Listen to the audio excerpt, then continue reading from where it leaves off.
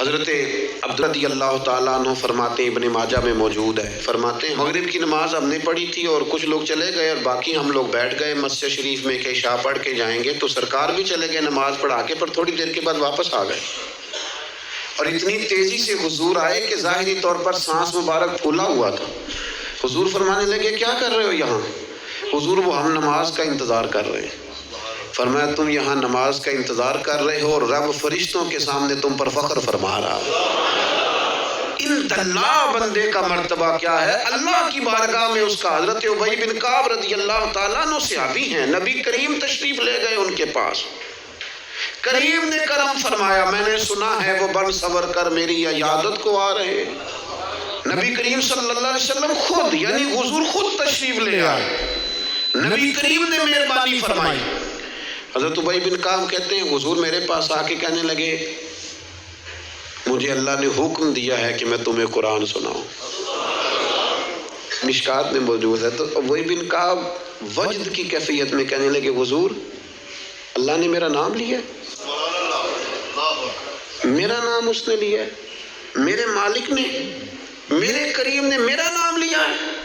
تو حضور فرمانے لگے ہاں اللہ نے آپ کا نام لیا ہے اور مجھے حکم دیا ہے آپ کو قرآن سناؤں۔ حضرت ابی بن کعب پھوٹ کے روئے، حضور میرے مالک نے میرا نام لیا، میرے مالک نے اللہ کے حضور۔ دیکھیے مقام کیا ہے بندوں کا۔ حضرت سعد بن معاذ کا انتقال ہو گیا، نبی کریم ان کے خیمے میں داخل ہوئے جہاں ان کی میت مبارک پڑی تھی، تو حضور ایک قدم یہاں رکھتے ایک تھوڑا ہٹا کے رکھتے۔ یہ بھی لوگ ہیں دنیا سے جا رہے ہیں، یہ بھی ہیں جو دنیا چھوڑ رہے ہیں، ان اللہ مرتبہ کیا ہے؟ حضور ایک قدم مبارک یہاں رکھتے ایک ذرا ہٹا کے رکھتے۔ حضور اس کی کیا وجہ ہے؟ فرمایا 70,000 فرشتے آئے ہیں، خیمہ سارا فرشتوں سے بھرا ہوا ہے، ذرا بچا بچا کے رکھ رہا ہوں کسی فرشتے کے پر پیر نہ آ جائے۔ اور جنازہ اٹھا تو حضور فرمانے لگے سعد بن معاذ کے وصال سے، ان کی شہادت سے اللہ کا عرش ہل گیا ہے، اسے وجد آ گیا ہے، اتنا بڑا شخص۔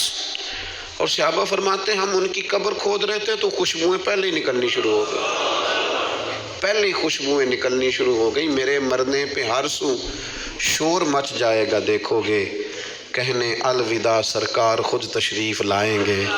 اور کسی پنجابی درویش نے کہا تھا اکھاں جدوں میٹیاں زمانہ مینوں روے گا، اپنا تے اپنا بیگانہ مینوں روے گا، جدوں نہ میں دسیا میں خاراں نوں میخانے وچ پھر جام ہی ٹوٹ جان گے، تے میخانہ مینوں روے گا، کئی بک بک رون گے تے کئی لک لک رون گے، گلیاں دا ایانا تے سیانا مینوں روے گا۔ عزیز دوست اپنا مقام اللہ کے حضور کیا ہے اس پر بھی تو ہمیں توجہ کرنی چاہیے نا۔